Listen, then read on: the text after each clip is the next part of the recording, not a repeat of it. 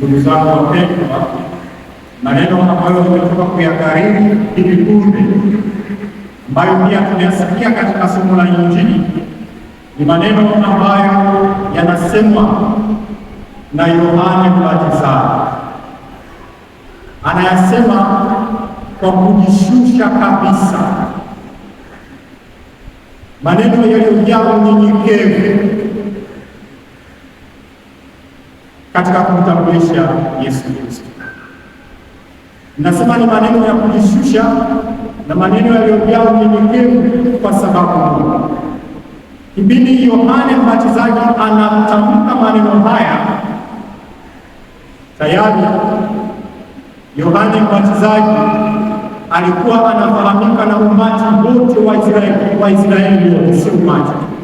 Waisraeli wote walimtambua kwamba yeye ni nabii, na kwa sababu hiyo walikuwa wanatoka sehemu mbalimbali wanakuja katika mto Yordani ili waje kubatizwa na Yohana, kwa sababu waliamini katika unabii ambao alikuwa ameubeba. Hiyo lakini ya pili ni kwamba walikuwa wanamwamini mtu mwenye mamlaka ya kukemea, mtu aliyekuwa na mamlaka ya kukemea bila kuangalia sura, bila kuangalia cheo cha mtu.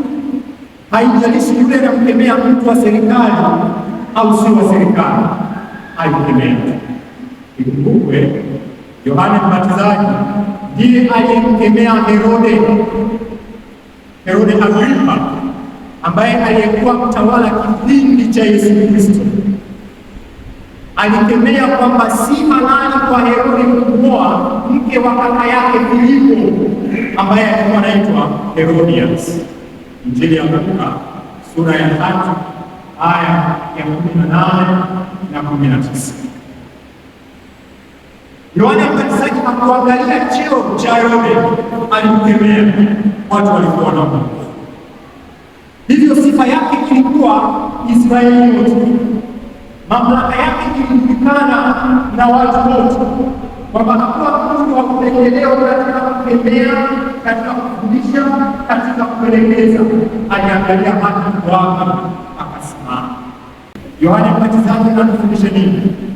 Simama katika ukweli, usiogope. Simama kuwa shuhuda wa ukweli, usiogope. Hiko ndicho kikubwa ambacho Yohane Mbatizaji anatukumbusha. Lakini je, sisi katika uhalisia wa maisha yetu tupoje? Tujue kile ambacho Yohane Mbatizaji anataka kutufundisha siku ya leo. Lakini baada ya hapo turudi katika maisha yetu sisi yalivyo. Kila mtu arudi katika nafsi yake na kujiuliza, anaishi kweli kile ambacho labda katika tafakari tuseme mstari huu, simama na kuwa shuhuda kwa ukweli. Mimi ninaishi vipi? Ukweli mwingine. Katika jimbo letu la Dar es Salaam, mikusanyiko ya jumuiya ndogo tunafanya siku gani? Jumamosi.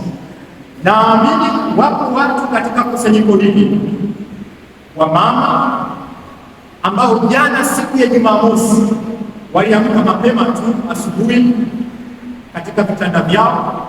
Walipoamka wakawaacha waume zao wamelala kitandani, wao wakaoga haraka wakaenda Biblia, wakajumuika na wenzao wakasali. Wakati wa kumegeana mkate, kujuliana hali, yule mama akawaambia wenzake, mimi na familia yangu Mr. amenamkia kwenda kibaruani. Anashindwa kusimamia ukweli, anashindwa kuwa shuhuda wa ukweli. Mambo yanaanza kidogo kidogo. Katika kusanyiko hili kuna watu wanafanya biashara zao kadhaa.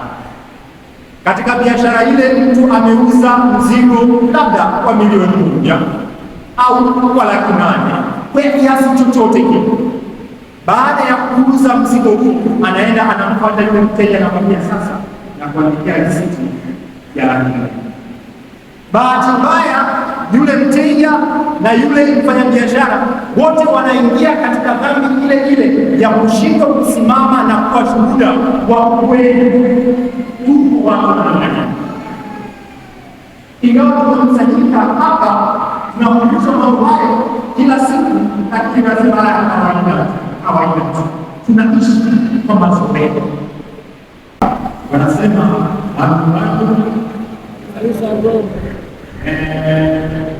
watu hizi kauli ambazo wahenga wanazisema zina maana sana, tukizitafakari kuchukua hatua.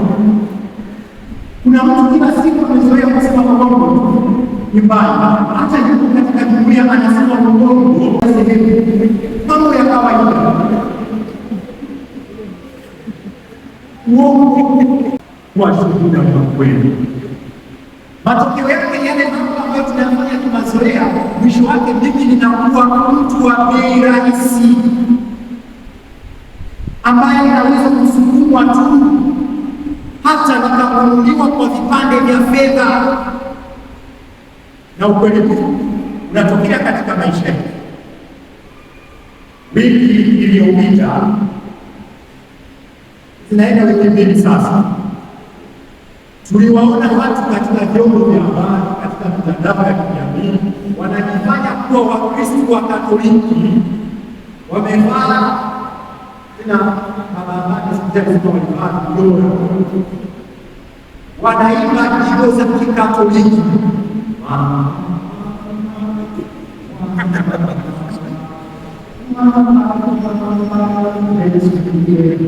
Ni wimbo mzuri, hata mimi nimeshawahi kuimba wimbo mzuri, lakini je, huo ndio utambulisho wa Mkatoliki?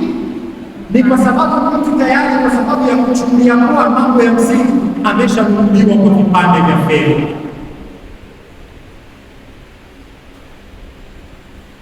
Maandiko matakatifu yanatuambia hivi, katika kushindwa kukemea, kusimama katika ukweli, kuwa shuhuda wa ukweli, ulimi wetu ukiwa umezoea uongo. Kitabu cha Mithali sura ya 19 aya ya 9, mwenye hekima anasema, ulimi wa mtu muovu utamsababishia adhabu, na kwa sababu ya uongo wake ataangamia. Lakini bado anaendelea kusema tena katika kitabu hiko hiko cha Mithali sura ya 21 aya ya 6, utajiri unaopatikana kwa ulimi wa uongo haudumu.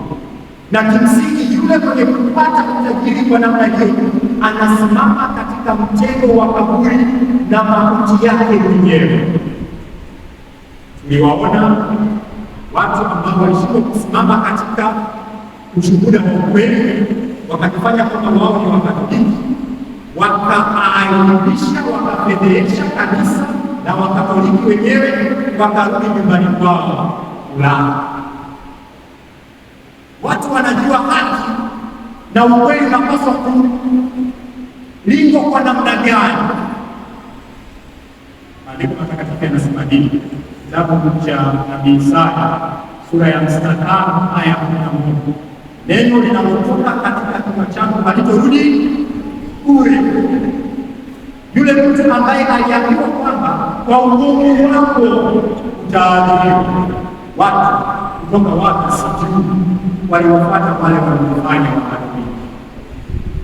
Walipowafuata, sijui ilikuwa ni usiku, sijui asubuhi, sijui mchana, wakawapa dozi. Wakasema, wewe usituaibishe, wewe sio Katoliki, tunakujua. Wewe mbona unauza mkaa? Wewe mbona unasimama katika biashara? Wakawapa adhabu inayostahili. Sitaki kusema kwamba Mungu aliwatuma ili neno lake likasimama. Neno la Mungu ni kweli na linadumu. Lakini ninachojaribu kusema ni nini? Mimi na wewe, yawezekana ikawa ni ndugu zetu, yawezekana ikawa ni marafiki zetu, lakini yawezekana ikawa ni pia nimekosa vile vipande vya fedha, sijawa katika kundi lile ambalo nashindwa kutetea imani yao. Simama kuwa shuhuda wa kweli. Katika kusimama na kuwa shuhuda wa ukweli, kuna malipo, kuna baraka, kuna neema za Mungu ambazo utazichota katika maisha yako. Msiache. Miongoni mwetu tuna watu ambao tunashindwa kusimama katika msimamo mmoja. Tupo huku tunaangalia upepo unaenda wapi. Tunafanana na bendera ambayo upepo ukipuliza kwenda mashariki